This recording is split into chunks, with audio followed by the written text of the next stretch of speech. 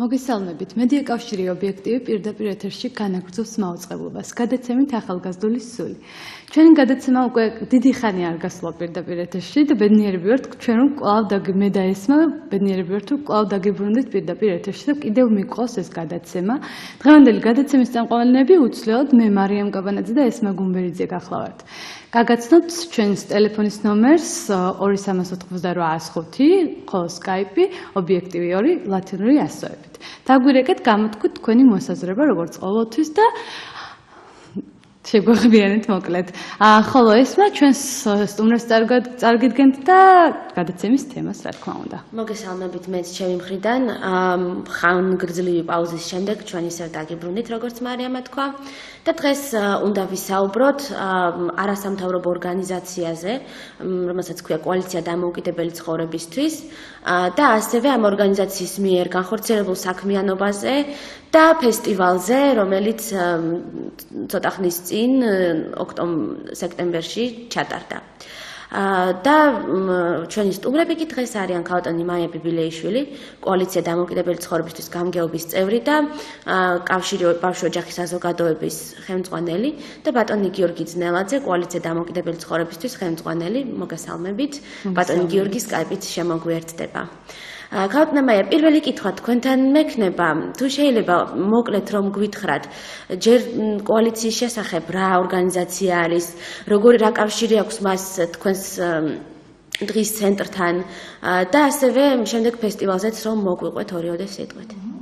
დიდი მადლობა, მოგესალმებით, მივესალმებით ჩვენს ტელემაყურებლებს. პირველ რიგში დიდი მადლობა იმისათვის, რომ მოგვიწვიეთ სტუდიაში და მოგვეცით საშუალება, რომ ფართო საზოგადოებასთან გველაპარაკა ამ საკითხზე.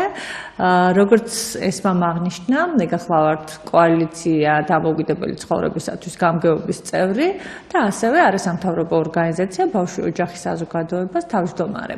ახლა ორიოდე სიტყვით ვიტყვი კოალიციის ასე ვთქვათ, წინა ისტორიას, შექმნის წინა ისტორიას. კოალიცია ფაქტიურად შეიქმნა 95 წელს, 1995 წელს. ეს იყო საკმაოდ მძიმე პერიოდი საქართველოსთვის, როდესაც პოსტსაბჭოთა სივრცის გრევის შემდეგ ქვეყანა გადავიდა ახალ მოდელზე ფაქტიურად.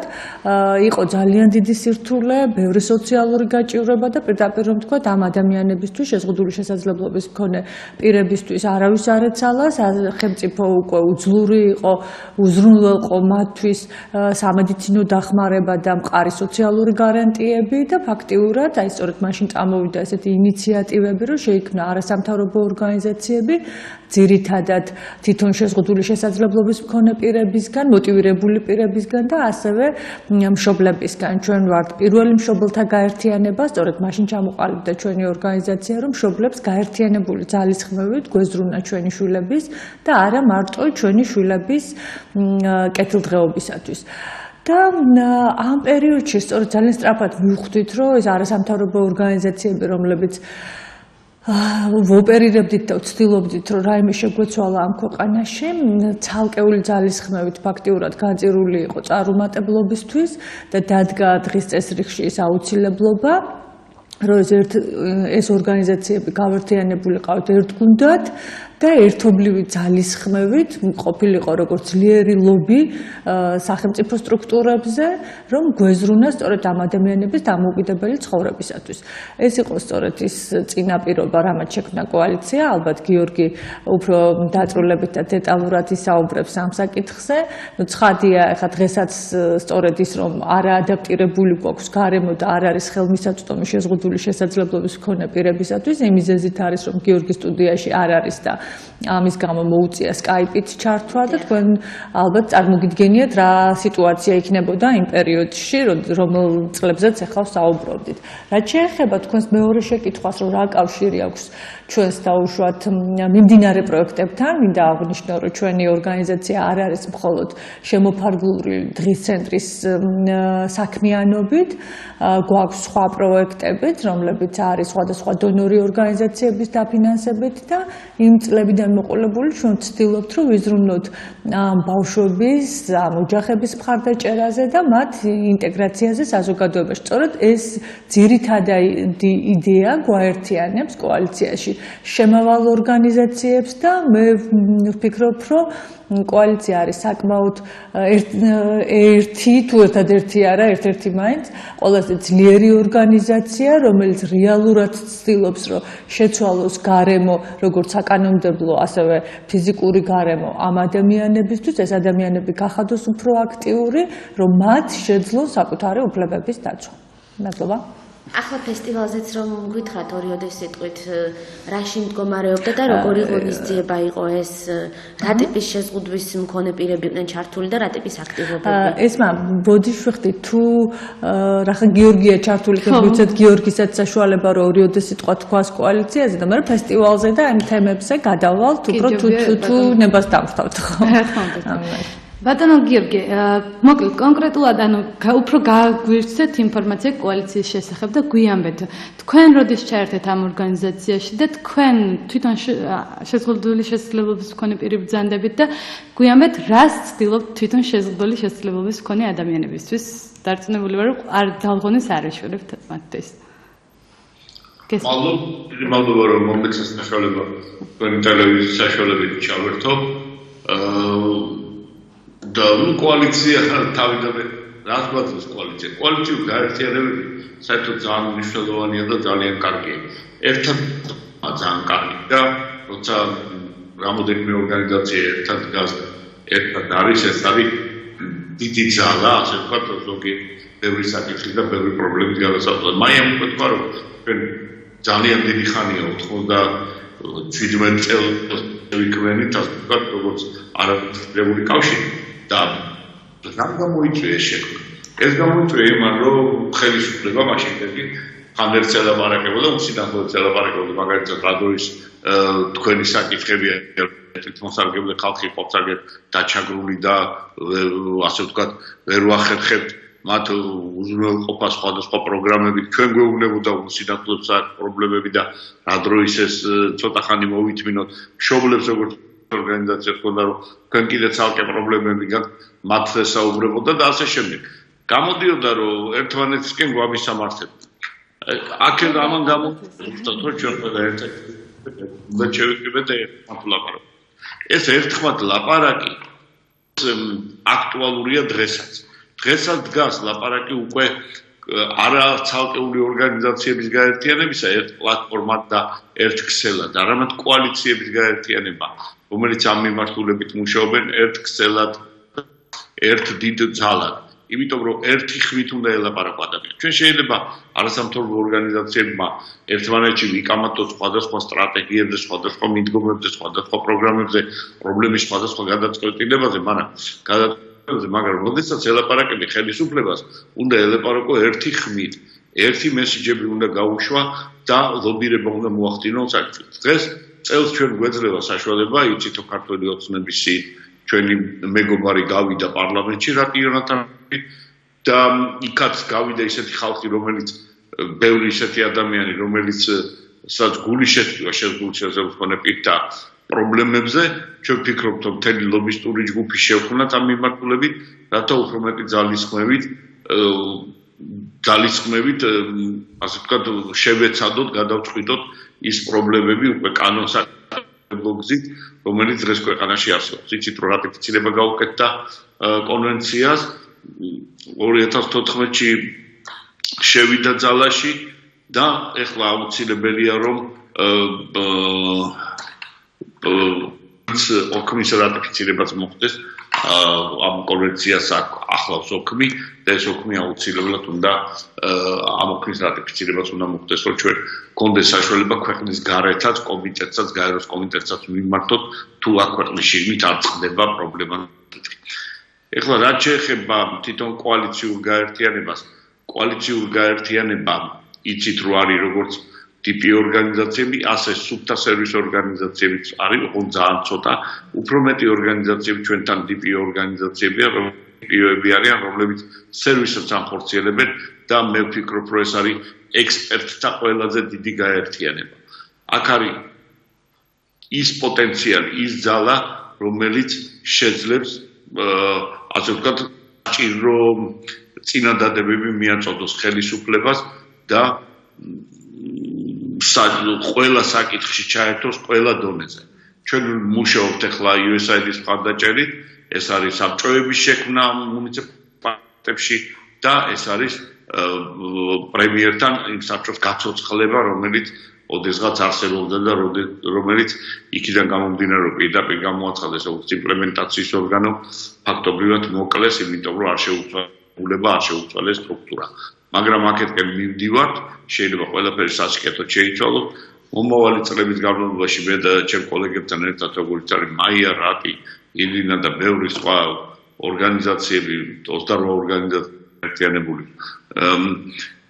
კოალიციაში მე იმედი მაქვს, რომ ჩვენ ბევრი რამის შეცვლას მოვახერხებთ. ახლა ერთი საერთო კრება უკვე 2 ნოემბერს გვაქვს და ამ კრებაზე ბევრ რამეს გადავჭყიდავ საით და როგორც და ჩვენ სტრატეგიას გასავთ.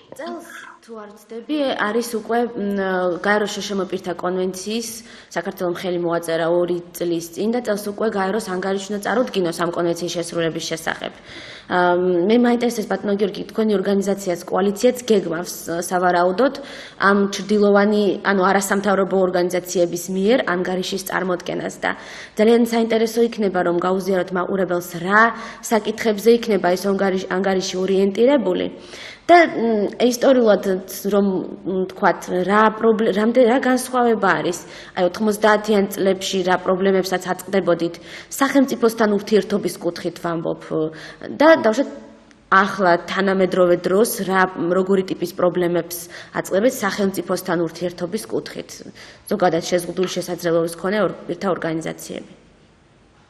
მოდით ესე დავიწყოთ რა ძალიან კარგი რომ ეს თემა წამოწია ესმა მე გეტყვით რომ კოალიციამ ამ კუთხით ალტერნატიული ანგარიშის მომზადების კუთხით უკვე გაბიჭები ჩვენ ჩამოყალიბებული ყავდა გაეროს ექსპერტი რომელმაც უკვე აზერბაიჯანში იმუშავა და აზერბაიჯანელებს მიაყარა ალტერნატიული ანგარიშის დაწერაში მან ჩაატარა 2 დღიანი ტრენინგები კოალიციის დახმარებით და მოწვეული იყო ფაქტობრივად ყველა წამყვანი ორგანიზაცია და მათ გაიარეს ეს ტრენინგები გაიგეს ძალიან ბევრი ახალი იმ შესაძლებლობების შესახებ რომელიც საჭირო ალტერნატიული ანგარიშის დაწერისას ალტერნატიული ანგარიშის დაწერას ჩვენ ვაპი და ვეცდებით რომ გავაკეთოთ მაგრამ ამას ყველაფერს უნდა მხარდაჭერა იცით რომ ძალიან ბევრია სამუშაო და ფინანსური მხარდაჭერა ლაპარაკი ქონდა გაეროს ზოგიერთ სტრუქტურებთან ამდაგვარი მხარდაჭერის ჩენისათვის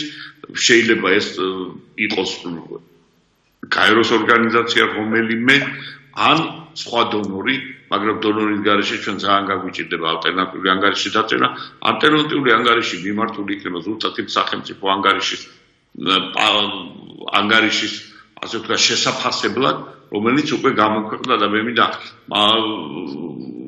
ასე ვთქვათ აღნიშნო ის რომ მართლა ანგარიში იყო დროულად წარმოდგენილი და ეს არის ძალიან მნიშვნელოვანი ჩემი 20 წლიანი 25 წლიანი ამ არასამთავრობო სექტორში მოღვაწეობიდან გამომდინარე პირველად ვნახე რომ სახელმწიფო მთავრობამ ასე ვთქვათ დროულად მოამზადა ანგარიში და დროულად გააგზავნა იქ სადაც ეს უნდა მიემართა გამომდინარე ჩვენ ჯერ გვაქვს დრო რადგანაც კომიტეტებში ანგარიშების განხილვა ძალიან იწელება გაეროს კომიტეტის მხედველობაში ჩვენ გვაქვს რაღაც ერთი წლამდე მაინც რომ ჩვენ სერიოზულად დავждეთ და მოვებზადოთ აი ამ ანგარიშის ალტერნატიული დაწერისას. ამიტომ ჩვენ ვიმსჯელებთ ამის შესახებ, გვექნება ჩვენ საშუალება რომ შევიკრიბოთ და მიმართოთ დონორებს რომ როგორი მხარდაჭერა აღმოგვიჩინოთ. რაც შეეხება თქვენ მეორე შეკითხვას რა განსხვავება 90-იან წლებში და დღევანდელ დროს თანამედროვე მთავრობასთან ურთიერთობისა, მე გეტყოდით ფაქტობრივად დიდი არაფერია შეცვლილა და ეს არც იცვლება ხოლმე, დამოკიდებულება არის როგორც ალბათ აქ სახელმწიფოს და ჩინოვნიკებს არასამთავრობო ორგანიზაციების მიმართ, მაგრამ ერთ რამეს გეტყვით. ტენდენცია მსოფლიოში არის ესეთი. მარტო ვოჯდოგად ყოფნა და მარტო იმის ხვირილი რომ რაღაც არ ვარგა და ესე არაკეთებდა კი საჭიროა, აუცილებელია, მაგრამ შედეგი მოაქვს და ეს ტენდენცია უკვე ყარდება და ეს ტენდენცია უკვე ვითარდება. სარგებელი მოაქვს მხოლოდ კონსტრუქციულ პრინციპულ დიალოგს პრინციპებს არ ღალატობ, მაგრამ არის კონსტრუქციული დიალოგი, სადაც ეუბნები რომ არ ვარგა, თან ეუბნები შენ რა გინდა. შენი საუბრით ჩვენ ხო ვლაპარაკობ, არაფერი არ გადაწყდეს ჩვენს გარეშე. მაშინ თუ ვლაპარაკობთ ამას და ვამბობთ რომ ჩვენში არაფერს ნუ გადაწყვიტა, მაშინ ისიც უნდა უთხრა შენ როგორ გინდა და როგორ აჯობებს ჩვენთვის შეზღუდული შესაძლებლობა მქონე ადამიანებისთვის, ხო? აქედან გამომდინარე ეს კონსტრუქციული დიალოგი აუცილებელია და თანამშრომლობა ხელისუფლებასთან აუცილებელია. მე ვფიქრობ, რომ ამ ხელისუფლებასთან ეს თანამშრომლობის დიალოგი დგება და ალბათ შედგება კიდევაც. პრობლემები არსებობს, რა თქმა უნდა, სოციალური კუთხით, სოციალური პოლიტიკა, მე ვფიქრობ, რადიკალურ ცვლილებას მოითხოვს. ხელისუფლებამ უნდა გაიაზროს და მთავრობამ მთლიანად რომ იმ სოციალური პოლიტიკით, იმ სოციალური ხედვით და იმ სოციალური, ასე ვთქვათ, სტრუქტურებით, რაც დღეს ქვეყანაში არსებობს, რადიკალურ ცვლილებებს ვერ მიაღწევს, აქედან გამომდინარე გადასადგმელი კონკრეტული და ეფექტური ნაბიჯები. მოსაფიქრებელია მთელი სისტემა თუ როგორ უნდა შეიცვალოს. სოციალური უზრუნველყოფა ქვეყანაში და როგორ უნდა შეიცვალოს ასევე შესაძლებელია ბოდიში რომ ცოტა სხვა კუთხითკენ წავალ, მაგრამ უნდა ვთქვა აუცილებლად აუცილებლად შეფასება თუ რა არის შეზღუდული შესაძლებლობა. როგორ ვაფასებთ ამას და როგორ ვადგენთ აი ამ კატეგორიას, როგორ ვანიჭებთ ამ სტატუსს. ესეც ძალიან მნიშვნელოვანია მთელ სოციალურ სისტემასთან ერთად. აი ეს ძალიან მოკლედ რაც შეიძლება მეთქვა. ჩვენ ისე უნდა მივაწოდოთ სახელმწიფოს ჩვენი თავი, როგორც განვიცდით და რა პრობლემებიც გვაქვს, ისინი მათ არ იციან, ხო, შესაბამისად რა გვაწუხებს, როგორ გვაწუხებს. ეს ჩვენით უნდა მივაწოდოთ, ჩვენი მდგომარეობით რა გვიჭირს, როგორ გვინჭირდება. ბატონო გია, გვითხრით რა მნიშვნელოვანი პროექტები გაკეთეთ თქვენი ორგანიზაციიდან, აი რა გააკეთეთ შეზღუდული შესაძლებლობის მქონე პირებისათვის მნიშვნელოვანი.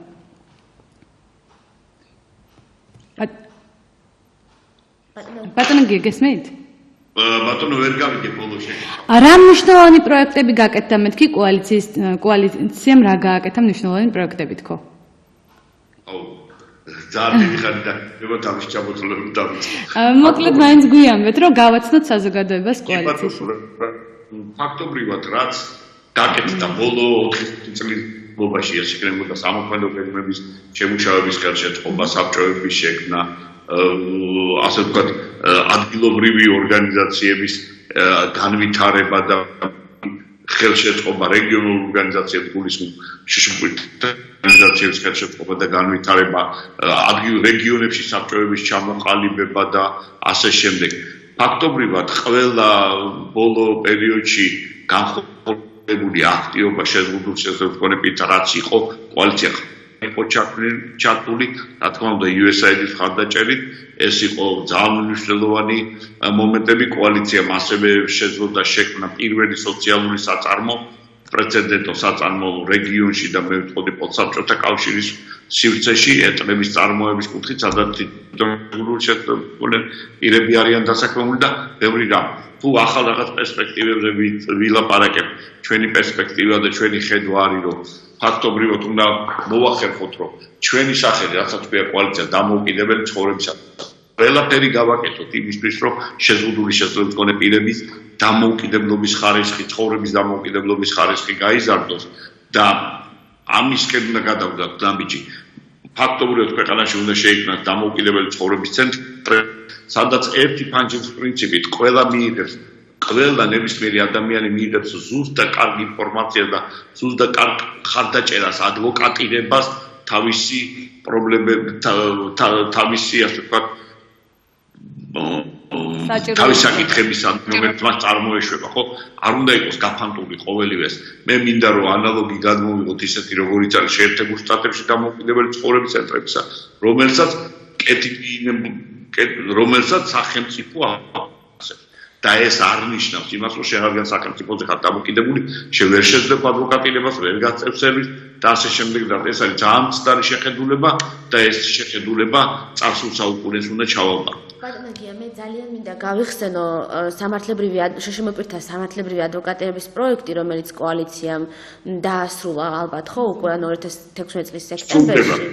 და ამ პროექტის ფარგლებში ხდებოდა შშმპ-თა უფლებათა დაცვის კუთხით მათ სამართლებრივი დახმარება, კონსულტაციები, თუნდაც სარჩელის მომზადება და ერთ-ერთი დიდი თემა იყო სწორედ ქმედუნარიანობის რეფორმა. დღესდღეობით საქართველოში შეიცვალა კანონმდებლობა, რის შესაძლებელი გახდა თუნდაც ინტელექტუალური შეზღუდვის მქონე პირებისთვის და ასევე მენტალური შეზღუდვის მქონე ფსიქიკური პრობლემების მქონე ადამიანებისთვის შესაძლებელი გახდა არა ბოლომდე ქმედუუნარო, არამედ მზრუნველის, ასე თქვათ, საჭიროების მქონე პირის მხარდამჭერის მიმღების სტატუსის მოპოვება. ანუ უკვე ამ მხარდამჭერის მიერ მხარდაჭერა წესდება კონკრეტულ სფეროებში ჩვენი კანონმდებლობით დღევანდელი და არა ყველაფერში. ანუ თითოეული პირის შესაძლებლობებიდან გამომდინარე, ამ კანონით შესაძლებელი არის, რომ მას საჭიროების ფარგლებში მხოლოდ დაინიშნოს მხარდაჭერა და მაქსიმალურად შეუნარჩუნდეს დამოუკიდებლობა, მაგრამ ამ კანონებს პრობლემა აქვს პრაქტიკაში და ამაზეც რომ გვითხრათ, ანუ აი ამ პროექტის ფარგლებში რა პრობლემებს გადააწყდით პრაქტიკაში აი ამ კანონის განხორციელების? ბატონო, მე უბრალოდ ერთი ძალიან კარგი პროექტი ძალიან კაი პროექტი ახსენეთ, ეხლა თქვენ სამართლებრივი ადვოკატირების პროექტი, რომელიც ასევე იუესელის მხარდაჭერით განხორციელდა.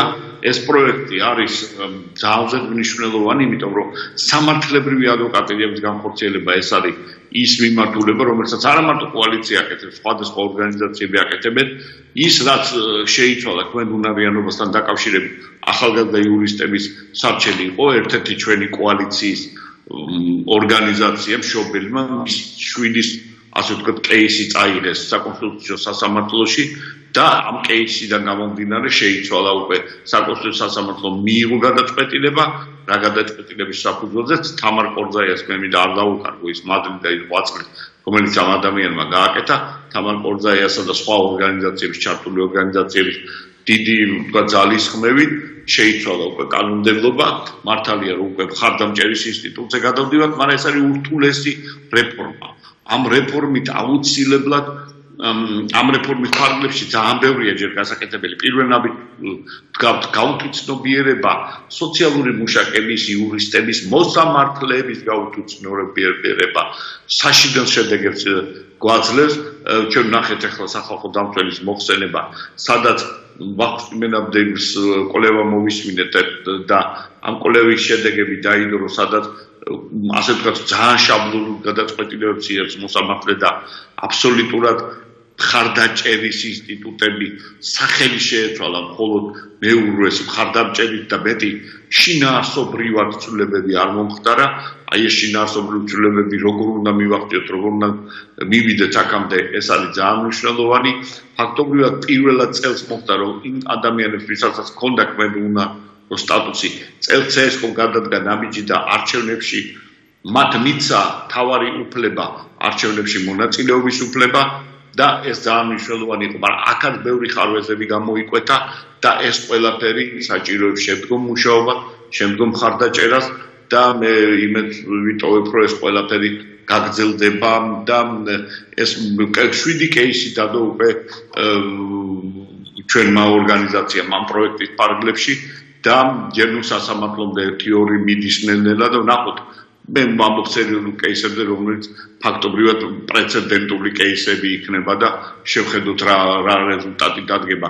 ეს თვითონ იურისტი ბრძანები ესმა და იცი რომ ეს ხანგრძლივი პროცესია და უცბად ამას ვერ გადავწყვიტავ ჯერ ესეთი უცბადი რეზულტატები რა თქმა უნდა არ აქვს. მაგრამ იმედი შემდგომი მხარდაჭერისა და ჩვენმა მიმართულებით ძალისხმევას არ დავიშურებთ, რომ გავაკეთოთ და გავაგრძელოთ. მე ისევ იმედი მაქვს იმისში, რომ დამოუკიდებელი ცხოვრების ცენტრები იარსებებს საქართველოში და იარსებებს ის იურისტთა ჯგუფები, რომელიც აი ამ ცენტრებთან იქნება, რომელიც ყოველთვის დისკრიმინაციულ ფაქტებზე ბოლომდე სასამართლომდე მიყვებიან ნებისმიერ შეზღუდული შესაძლებლობის მქონე პირებს. ეს кейსები თუ სწორად მივხვდი, არის ანუ ქმედუნარო პირების მხარდამჭერის მიმღეთ პირებად გამოცხადების, ანუ მათი სტატუსის შეცვლის, რამაც წესით არა მხოლოდ ანუ სახელის და წოდების შეცვლა უნდა გამოიწვიოს, არამედ მათ უფრო მეტი დამოუკიდებლობის შესაძლებლობა უნდა მისცეს, იმიტომ რომ რეალურად მაგალითად არსებობს ნაკლებად ღრმა გონებრივი შესაძლებლობის შეზღუდვები და ამ პირებს ელემენტარულად მაღაზიაში რაღაც მარტივი თუნდაც საგნის შეძენის შესაძლებლობა უფლება არ ჰქონდათ აქამდე და თუნდაც აი ამ ტიპის გარიგებების დადების უფლებაზეა საუბარი. კოალიციას ძალიან ბევრი პროექტი აქვს როგორც სერვისის მისაწვდომობის კუთხით, ასევე ამ საკანონმდებლო მუშაობით და ადვოკატირებით და აი დღეს და რეგიონებშიც რაც მთავარია ეს პროექტები ხორციელდება, იმიტომ რომ აი ზუსტად ამ ანგარიშიდან გამომდინარე სახელმწიფომ დადო შშმ-პირთა კონვენციის იმპლემენტაციისა.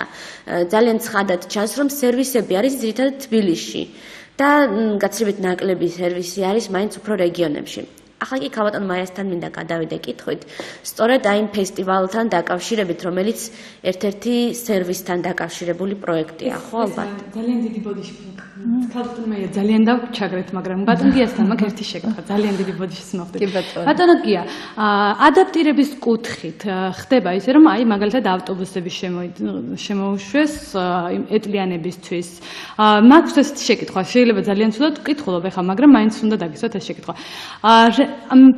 უსინათლოების კუთხით არ თითქმის არ ჩანს ისეთი პროექტები, რომ განხორციელებული იყო რაიმე მნიშვნელოვანი. თქვენ როგორ ფიქრობთ, ეს ჩვენივე ბრალია, ჩვენ არ ვაქტიურობთ, თუ რისი ბრალია ეს? თუნდაც იგივე რომ გაჩერებები არ ხმაურდება. და წეღანახსენე კიდევ შენ ესმა რომ არ შეუძლიათ მათ ყიდვა რაიმე ნივთის. ჩვენ ელემენტარულად იმის შესაძლებლობა არ გვაქვს რომ მივიდეთ ბანკში და გამყოლი პირის გარეშე გავაკეთოთ ის საქმე, რაც ჩვენ გვჭირდება. ანუ ეს მაქვს ესეთი მნიშვნელოვანი შეკითხვა. თქვენ აქტიურობთ ამ კუთხით და ჩვენ არ ვაქტიურობთ, თუ რა ხდება? რა უნდა ვიმოქმედოთ იმისთვის, რომ თუნდაც უსინათლოებისთვის მოხდეს მნიშვნელოვანი პროექტები განხორციელდეს. კარგი, მაია რო არ დაგვეჩაგრო ძალიან, მე გიპასუხებ ამას ძალიან მოკლედ. ერთი რომ ავტობუსებში გათვალისწინებულია უსინათლოთა სერვისი, მიკროფონი დგას იქ და გაჩერებები გამოცხადდება, ეს ტექნიკურად უკვე არის ამ ავტობუსებში, არის მეორე პრობლემა, გაჩერებებს სახელი არ აქვს. ამიტომ მოხდება და ამ გაჩერებების ასე ვთქვათ დასახელებები ჩაიწერება ეს ყველაფერი მე აუდიო კასეტაზე თუ აუდიო რაღაც ფაილზე არ ვიცი როგორ იქნება ეს ტექნიკურად და გამოცხადდება. რაც შეეხება სხვა ადაპტირების სხვა საშუალებების გადაადგილებისა, იცით რომ ბევრი სივრცეები, ადმინისტრაციული სივრცეების გადაკეთება ხდება, მაგრამ ახალ ქუჩებში ისაც მოხდა მარჯანიშვილ ასე ვთქვათ აღმაშენებლის ფეხსავალი ქუჩა რო გააკეთეს ახალი რეაბილიტაცია, ეს არის ყოვლად მიუღებელი, რაც მოხდას, რათა არ გაითვალისწინეს უხარისხოთ არის ერთ მოსარგებლეს გადაადგილება და აბსოლუტურად იგნორირებულია უსინათლოებისთვის გადაადგილების საშუალება. არ არის სპეციალური ბილიკები, არ არის არც სხვა მინიშნებები და ასე შემდეგ და ასე შემდეგ. ეს არის სამარცხვინო, რაც მოხდა და ამ საკითხს ჩვენ ისევ დავაყენებთ. რა თქმა უნდა, უფრო მეტი აქტიურობა გმართებთ თქვენს ახალგაზრდებს, რომ აიძულოთ ის სტრუქტურები, რომელსაც ეს ევალება, იმოქმედონ სწორედ და შეასრულონ ვალდებულებები, რომელიც კანონით უკვე არის მიღებული. რომ არ იყოს მიღებული, კიდე სხვა რამეა, მაგრამ არის უკვე მიღებული. რაც შეეხება მოწმით აი ხელის მოწერა და ეს თქვენი დისკრიმინაციული მიდგომა სხვადასხვა ბანკებში თუ უწყებებში, მე და ბატონი რეზუმეისურაძე ცოტა ხნის წინ შევხვდით ქალბატონ თეატროლუკიანს, იუსტიციის და საჯარო რეესტრში ეს საკითხები სულ რამოდენიმე თვეში მოგვარდება მთლიანობაში კომპლექსურად და არა თქო ერთი ბრძანების შეცვლით, რასაც ჩვენ ვითხოვდით, რომ იქნება ბრძანებაში ჩანაწერი შეიცვალოთ. ქალბატონ თეამ თქვა რომ ბრძანებაში შეცვლა არაფერი არ უნდა, მაგრამ ეს უნდა მოხდეს კომპლექსურად, უნდა იყოს მომზადებული როგორც წინა ხაზი, ასევე უკანა ხაზი იურისტებისა და მთელი ეს ფრონტი, მთელი სამსახური უნდა გადამზადდეს ამისთვის, რომ ასე ვთქვათ, მოემსახუროს უსინათლო ადამიანებს, მხოლოდ უსინათლოებზე უნდა ველაპარაკი და ასევე ჩვენ კოალიციამ შეიტანა 3 სარჩელი Liberty Bank-ის და სხვა ბანკების წინააღმდეგ, Liberty Bank-ისა და კიდევ სხვა უწყების წინააღმდეგ, სადაც ზუსტად ვაპროტესტებ უსინათლოების მიმართ აი ამ ამგვარ მოპყრობას და იმედია რომ დადგება შედეგი, იმიტომ რომ ჩვენ ახლა 64 რიცხვში უკვე გთხოვა Liberty Bank-ის ხელმძღვანელობა შევხვდეთ და ვიმსჯელოთ კონსტრუქციულ რეჟიმში იმ ხარვეზების აღმოფხვისათვის ახალგაზრდებიც არის ამ სფეროში. ეხლა კიდე მაიკო ნამდვილად დაგვეჩერდა. კიდევ მოხს რაღაც, მაგრამ არა უშავს. ქალბატონმა მოდით გვიანბეთ ფესტივალის შესახებ და თქვენი ორგანიზაციის შესახებაც გითხარით, ორი სიტყვა თორე ძალიან დაგვეჩაგრეთ. არა, არ ვთვლი მე თავს დაჩაგრულად, იმიტომ რომ ეს საკითხებზე რაზეც ვსაუბრობ, ფაქტიურად არის ძალიან მნიშვნელოვანი და არ აქვს დიდი პრინციპული მნიშვნელობა. მე მივაწოდებდი ამ ინფორმაციას თუ გიორგი მიაწოდებდა, აბსოლუტურად ვეთანხმები გიორგის, ძალიან საინტერესო თემა იყო, ვფიქრობ რომ ტელემაყურებლისთვისაც. ამიტომ იცით, მოდით რახან ფესტივალზე ვსაუბრობთ, იქიდან დავიწყებთ მეც ამის თხრობა, სადაც ახლა გავჩერდით, სწორედ რომ ვსაუბრობდით არაადაპტირებულ გარემოზე და ეს არის ერთ-ერთი ძირითადი მიზეზი იმისა, რომ ეს ადამიანები არ ჩანან. როდესაც მე პირველად მომიწია საზღვარგარეთ წასვლა, ეს იყო 98 წელსში და ვიფიქრეთ ძალიან დიდი ბოდიშიც არის ეთერში. გისმენთ თქვენ პირდაპირ ეთერში ხართ? გამარჯობათ. გამარჯობათ. მაპატიეთ საყვარელო ბატონ გიორგისთან მქონდა შეკითხვა, მაგრამ მგონი გავიდა ეთერიდან და თქვენ რო დაგისვათ ეს შეკითხვა. არ გასვლა ბატონი გიორგი, აქ გისმენთ. ხო, იცით რა მინდა შვილო, მე მყავს მეუღლე 18 წელია უნარ შეზღუდული. და აი არაფერს არ ვითხოვ, უბრალოდ ვითხოვ ჰიგიენურ საფენს. ვერ მივაგენი ორგანიზაციას, რომ როგორმე დამეხმაროს. შვილიც დაგვეხუპა, თქვენ ჯვარი გეწეროთ, ჩვენ ვართ მარტო 2 მოხუცი სხვის დინაში ნაქირავებში, 2 პატარა შვილიშვილით, ობლებით. და მიჭირს დედი თუ არა ნამდვილად არავის შევაწუხებდი, მიჭირს ძალიან, ცოტა ძვირადღირებულია და ვეღარ ვძლებ ყიდვას.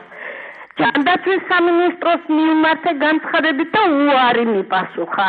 თუ არსებობს რომელიმე ორგანიზაცია, რომ ამ საკითხში დამეხმაროს, რომ ჰიგიენური საფენით როგორმე დამეხმაროს. კი ბატონო, დიდი მადლობა შეკითხვისთვის. ბატონო გია, ალბათ გესმოდათ ხო? კი, მესმოდა და გვესმის კიდევაც ამ ადამიანის გულის ტკივილი, მე არ ვიცი ძალიან, იმიტომ ლაპარაკობდი სოციალურ რეფორმაზე. სოციალური რეფორმა არ ნიშნავს, რომ ადამიანს მიწევ 150 ლარს, 180 ლარს თუ 200 ლარს რა. ეს რადიკალურად მის ყოფას არ ცვლის. ეს ცვლის აქედან გამომდინარე, უნდა შეიქმნას ინდივიდუალურად თითოეულ მოქალაქეზე, თითოეულ შეზღუდულ შესაძლებლობის მქონე პირზე ინდივიდუალური პაკეტი საჭიროებისა. როგორიც არის ჰიგიენური საშუალებები, დამხმარე საშუალებები, რეაბილიტაციის საშუალებები, გადაადგილების საშუალებები და ასე შემდეგ. იმიტომ რომ თითოეულ ადამიანს ეს სხვადასხვანაირად ჭირდება და სხვადასხვა რაოდენობით.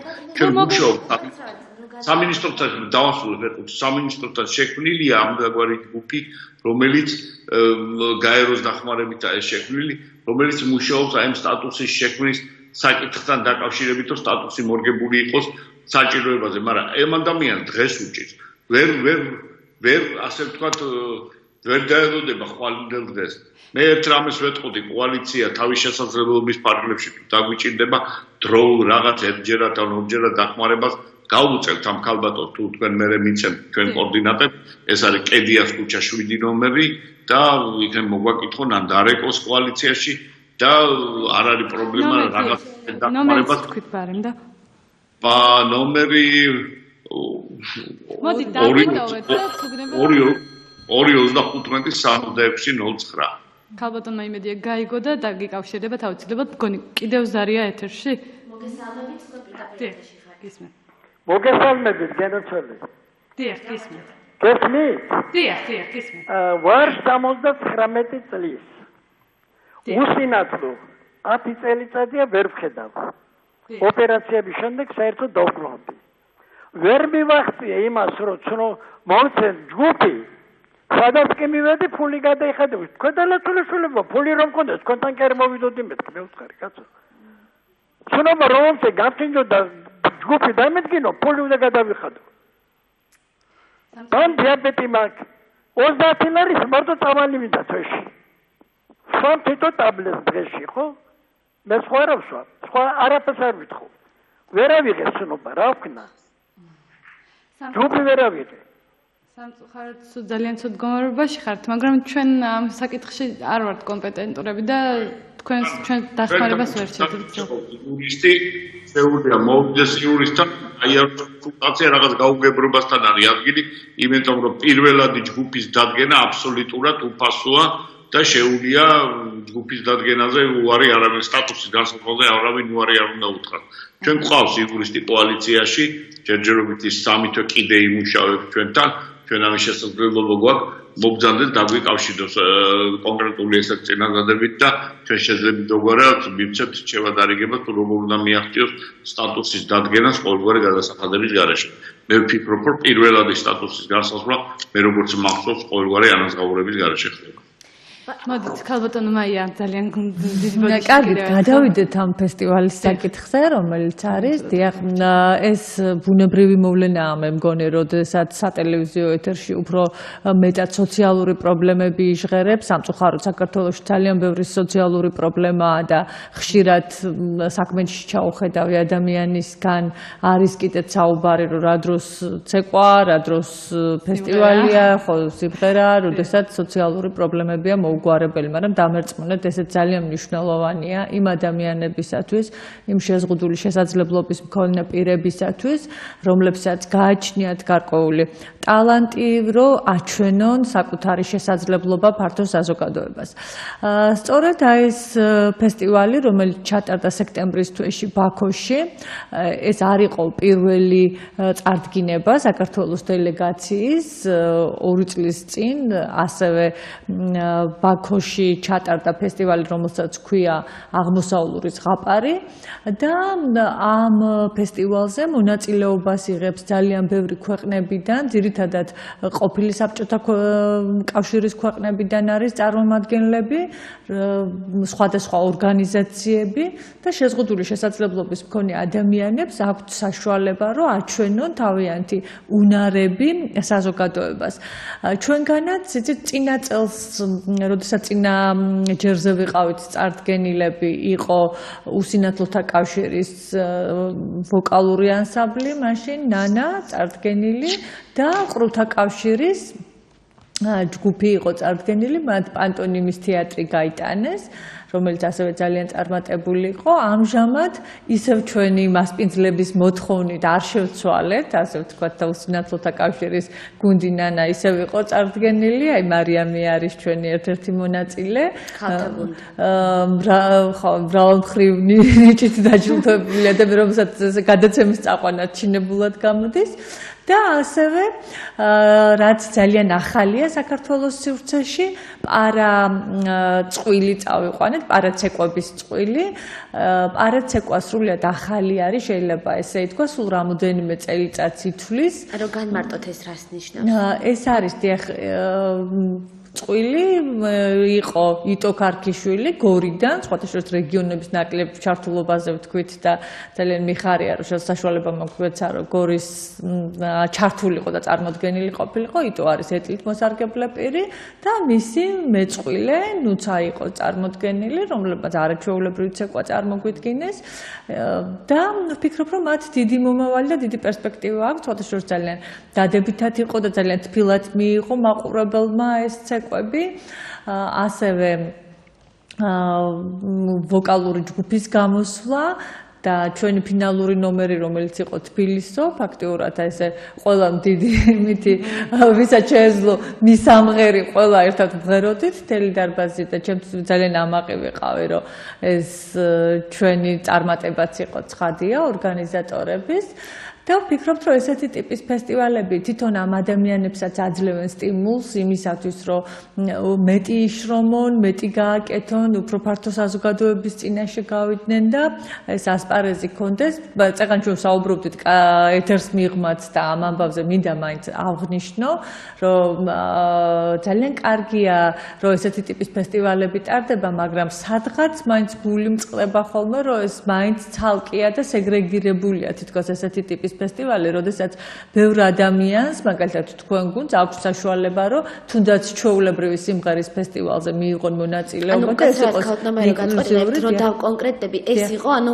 მარტო მხოლოდ შეშემოპირების მხოლოდ შეზღუდული შესაძლებლობა. იცით რა, აი ესე ვერ ვიტყოდ, გუნდში ხა როგორც იტოს შემთხვევაში, იტო იყო ჩართული თავის მეწყვილესთან ერთად, რომელსაც შეზღუდვა არ გააჩნია და ეს იყო პარაწყვილი, ასე ვთქვათ, რა თქმა უნდა, ესეთი ფორმით იყვნენ ჩართულები სხვებიც, მაგრამ ეს მაინც არ იყო, ასე ვთქვათ, სახალხო ფესტივალი ან რაღაცა ესეთი ჩვეულებრივი ფესტივალი, ზუსტადაც რომ ეს იყო შეზღუდული შესაძლებლობის მქონე პირების უნარების წარმოჩინებისათვის გაკეთებული და ძალიან კარგია ვამბობ, რომ ამ ბაქოს ორგანიზაციამ რომ მოგცა საშუალება, რომ ჩართული ვიყავით და საერთოდ გვენახა ბევრი არაჩვეულებრივი ადამიანი, მე მაგალითად ძალიან დამამახსოვრდა ეტლით მოსარგებლეები, როცა ყვავდნენ ალბათ მარი თქვენს გახსოვთ, მართლა ეს იყო ძალიან ესეთი შთამბეჭდავი სანახაობა. სამწუხაროა რომ ვიდეო არ გვაქვს, თორემ გვაქვს ხო, რავთ, ფოტოების წარმოდგენა მან შეიძლებოდა ალბათ, მაგრამ არა უშავს. და ვფიქრობთ, რომ იცით რა, ესეთი ნომრები დაამშვენებდა ნებისმიერ ფესტივალს, ნებისმიერი მაღალი დონის ფესტივალს და კარგი იქნება თუ მომავალში ვიფიქრებთ, რომ ეს იყოს უფრო ინკლუზიური ტიპის, ანუ ყველას კონდეს მონაწილეობის მიღება და მათ შორის შეზღუდული შესაძლებლობის მქონე პირების ანსამბლებს თუ შემოქმედებით ჯგუფებს. დიახ, ნამდვილად ეს არაფორმალურ განათლებაზეც ვრცელდება, მე ჩემი მხრიდან ვიტყვი, რომ ძალიან ბევრი ტრენინგი ტარდება, ანუ შემოპირებზე ორიენტირებული და გაცილებით აი ჩემთვის უკვე მე ვთვლი რომ უკვე აუცილებლად წინ წავიდეთ და უფრო მეტი შემოპირი რომ ჩაერთოს საერთო ტრენინგებში, საერთო გათვლით პროგრამებში, ბანაკებში, ახალგაზრდულში, სხვებთან ერთად, ანუ შეზღუდვის არ მქონე პირებთან ერთად, სწორედ აი ამ არაფორმალურ განათლებაშიც რომ ეს ინკლუზია ასე თქვა განხორციელდეს. დიახ, აუცილებელია, იცით, ახლა მე მინდა გითხრათ პირადად ჩვენი ორგანიზაცია ჩართული არის ბავშვთა ღიმილის ფესტივალი ტარდება ესეთი სტამბულში ყოველწლიურად. ჩვენ უკვე საკმაოდ კარგი ურთიერთობები ჩამოგვიყალიბდა და ყოველ წელიწადს გვპატიჟებენ ხოლმე ეს ორგანიზატორები და იქ 60 ქვეყნიდან იღებს სხვადასხვა შემოქმედებითი ჯგუფები მონაწილეობას და ძალიან გვიხარია, რომ საშუალება გვაქვს, რომ ქართული დელეგაციაც გავაგზავნოთ. მოცეკვავეები და მომღერლები, ხო? იცით რა, აი აქ არის სამი კატეგორია გამოყოფილი, შეგვიძლია რომ წავიღოთ სიმღერა, წავიღოთ სპექტაკლი და წავიღოთ ცეკვა. დაუშვოთ ესეთი იმით არის ფორმით. თვითონ ბაქოს ფესტივალზე ჩვენს ძალიან იმოქმედა პრომონჯების მიერ დადგმულმა სპექტაკლმა. აი ძალიან სული შემძვრელი იყო. შთაბეჭდება ისეთ თამაშია რომ ვერ აგიხსენებთ. მოდი მარი პატარა მას რა ქვია ტერმინოლოგიასთან დაკავშირებით პატარა შენიშვნას გავაკეთებ, რომ აღარ იხმარება ტერმინი ყრუმუნჯები, იხმარება მხოლოდ ყრუთა კავშირი ქვია და იხმარება მხოლოდ ტერმინი ყრუ, იმიტომ რომ ამ ადამიანებს აქვთ ჟესტური ენა და ისინი მეტყველებენ. ამიტომ ისინი არ თვლიან თავს მუნჯებად და ამ ტერმინს აღარ ვიყენებთ ხოლმე. რაც შეეხება ის რომ იყო ძალიან შთამბეჭდავი, ამაში აბსოლუტურად გეთანხმები.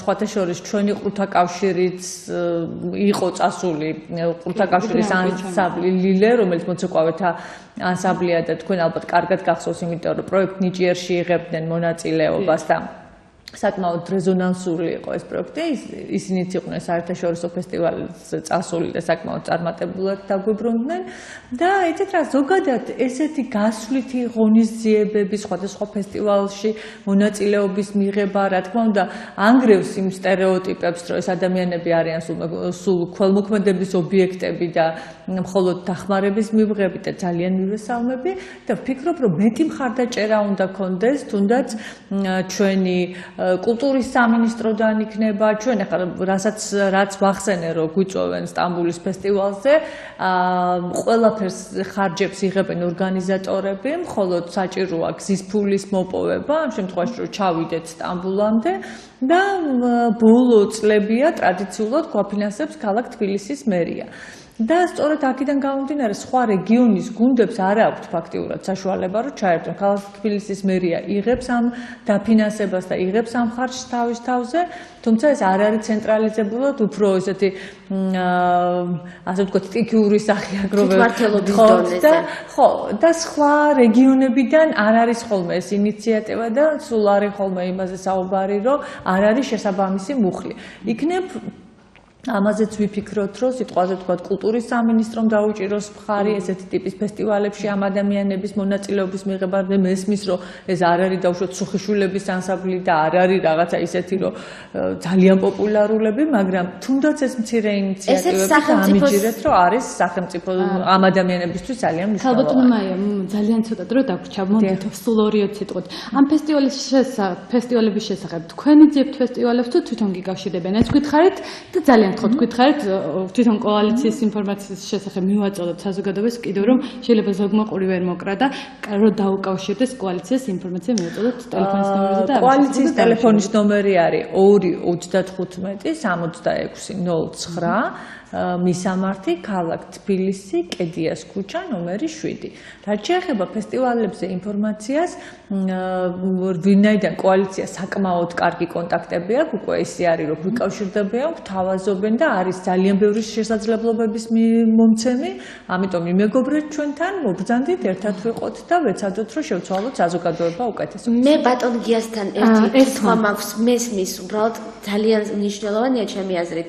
აი ის ზუსტად ხელმისაწვდომი გარემოს პრობლემა, თუნდაც აი ტროტუარებზე მანქანებით რომ დადიან ადამიანები, ასე ვთქვათ და თუნდაც უსინათლოსთვის, ეტყით მოსარგებლისთვის ეს არის აბსოლუტურად შეუძლებელს ხდის დამოუკიდებლად გადაადგილებას და თქვენი აზრით აი რა შეგვიძლია აქტივისტებს რომ გავაკეთოთ რომ ამას შევებრძოლოთ ან როგორ ძალიან დიდი ბოდიშის მოხდით ბატონო გია ჩვენთან ხაზზე უკვე აღარ არის და ჩვენ დროს ძალიან ამოეწურა ამიტომ დიდი მადლობა ბატონო გიას და ხალბატონ მაიას ჩვენს სტუდიაში მობრძანებისთვის და საინტერესო საუბრისთვის და რა თქმა უნდა დიახ რა თქმა უნდა ბევრი კითხვა ჩვენს მაყურებელს კი ზუსტად 2 კვირის დამშვიდობებით მომავალ შეხვედრამდე